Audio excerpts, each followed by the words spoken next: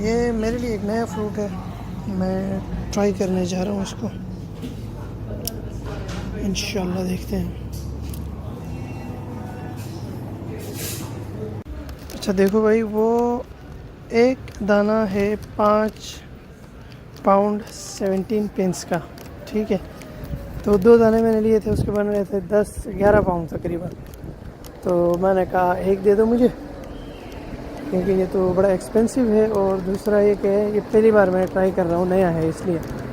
फिर उसने बिल बनाया और एक का, और जाते हुए मुझे दोनों उसने पकड़ा दिए। तो अभी ट्राई करता हूँ इसको, ये कैसा है।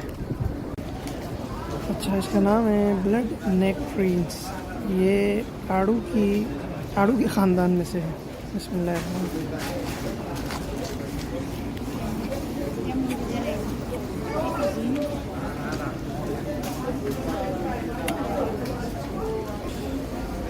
जायका अच्छा है, खट्टा मीठा सा है और क्रिस्पी है माशाल्लाह। चले, एक नया फल ट्राई किया अल्हम्दुलिल्लाह। अरबी में इसको ज़लीक़ा कहते हैं, और उसने बताया कि भाई इसमें रस ज़्यादा होता है और कलर ब्लड से मिलता है, इस वजह से ब्लड नेक्ट्रीन्स बोलते हैं।